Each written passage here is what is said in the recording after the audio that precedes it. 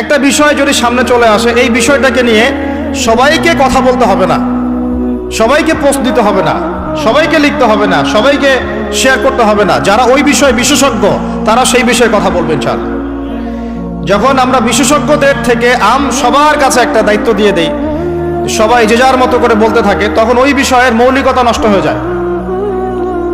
এ কারণে আপনি দেখবেন বাংলাদেশের মতো জায়গায় এই জাতিটার একটা মৌলিক সমস্যা হচ্ছে, কোনো ইস্যুই 7 দিনের বেশি স্টে করে না। অক্টোবর মাসের শুরুর দিকে 3 থেকে 6 তারিখের দিকে আমরা যেভাবে হুরমাতুল আকসা, বাইতুল মুকাদ্দাস, প্যালেস্টাইন, গাজা, জেরুজালেম এগুলো নিয়ে যেমন সরব ছিলাম, আস্তে আস্তে আস্তে আমরা এগুলো থেকে দূরে সরে গেলাম, আমরা ভুলে গেলাম। কারণ কি? কারণ আমরা হয়ে গেছে একটা ইস্যু পাগল জাতি। এর অন্যতম একটা কারণ হচ্ছে সামাজিক যোগাযোগ মাধ্যমের যে গঠনমূলক ব্যবহার, এটা আমরা সবাই জানি না, আমরা বুঝি না আমরা কি ব্যবহার করছি, কেন করছি, কিভাবে করা উচিত।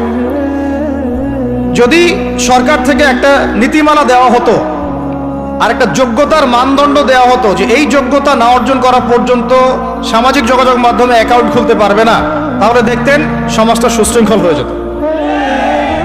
তো প্রথমে এতগুলো কথা বলার উদ্দেশ্য হচ্ছে যুবকদেরকে একটা বিষয় সচেতন করা, যে আপনার মেধা, আপনার সময়, আপনার প্রতিভা, এই পুরো বিষয়গুলো এখন মোবাইল ফোন খেয়ে ফেলছে আপনাদের।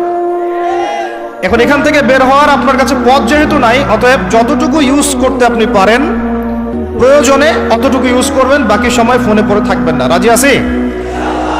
কারণ আমরা বলেছিলাম আয়াত শুরুতে একটা আয়াত বলেছিলাম, আল্লাহ পাক কোনো জাতির অবস্থা ততদিন পর্যন্ত পরিবর্তন করেন না যতদিন না তারা নিজেরা কি বলেন নিজেদের অবস্থা পরিবর্তনের চেষ্টা করে। তাহলে প্রথম পরিবর্তনটা শুরু হোক আপনার সময়কে মূল্যায়ন থেকে। আল্লাহ পাক তৌফিক দান করেন। আল্লাহ পাক কিন্তু সূরা আসরে বলেছেন, ওয়াল আসরি, সময়ের কসম, মহাকালের কসম, সময়ের কসম, ইন্নাল ইনসানা লাফি খুসর, আমি আল্লাহ সময়ের কসম করে বলছি পুরো মানব জাতি ক্ষতির মধ্যে আছে। ইল্লাল্লাযীনা আমানু, তারা ব্যতীত যারা ঈমান এনেছে, ওয়া আমিলুস সলিহাত, এবং সৎ আমল সম্পাদন করেছে, ওয়া তাওয়াসাউ বিল হক, পরস্পরকে সত্যের উপদেশ দিয়েছে, ওয়া তাওয়াসাউ বিস সবর, এবং পরস্পরকে ধৈর্যের উপদেশ দিয়েছে। তাহলে আল্লাহ পাক এখানে সময়কে মূল্যায়ন করতে বলেছে। তো যদি আমরা জাতিগতভাবে পরিবর্তন চাই এবং এই বিশ্বে আবারও সেই আগের মতো মাথা উঁচু করে বাঁচতে চাই, সবার আগে সময়কে মূল্যায়ন করতে হবে। আল্লাহ পাক তৌফিক এনায়েত করেন, আমিন। আর এই সময়কে মূল্যায়নের পথে বাধাই হচ্ছে স্মার্টফোন। কিভাবে? আমার আজকের আলোচনার টপিক কিন্তু স্মার্টফোন না। শুরু করলাম কারণ আপনারা অনেকেই ফোন বের করে দাঁড়িয়ে আছেন সেলফি তোলার জন্য, ভিডিও করার জন্য। এগুলো দিয়ে গাজাবাসীর কোনো উপকার নাই।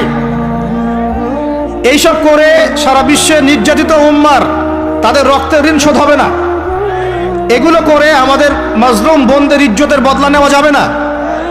এগুলো করে আমাদের ভাইদেরকে যে বোম মেরে হত্যা করা হচ্ছে বা এখনো হচ্ছে, ভবিষ্যতেও হয়তো হবে, অতীতেও হয়েছে, এই ঋণ আপনি এসব শোডাউন করে শোধ করতে পারবেন না। এগুলো মৌলিক কাজ নয়, এগুলো মৌলিক কোনো কাজ নয়। এগুলো বরং কোনো ক্ষেত্রে অতিরিক্ত শোডাউন করতে গিয়ে উপকারের চেয়ে ক্ষতি হয়ে যায় বেশি। কারণ আপনারা একটু চোখ কান খোলা রাখে দেখবেন, যাদেরকে নিয়েই শোডাউন বেশি করা হয়েছে আপনারা তাদেরকে আর ধরে রাখতে পারেন নাই। কি বুঝলেন কথা? কেউ বুঝে ঠিক বলছে, কেউ না বুঝে ঠিক বলছে। যাদেরকে নিয়ে আপনারা বেশি বেশি শোডাউন করেছেন তাদেরকে আপনারা ধরে রাখতে পারেন নাই। তাহলে এখন সেই শূন্য স্থানগুলো কি কে পূরণ করবে? যারা শোডাউন করতো তারা কি পূরণ করতে পেরেছে? না।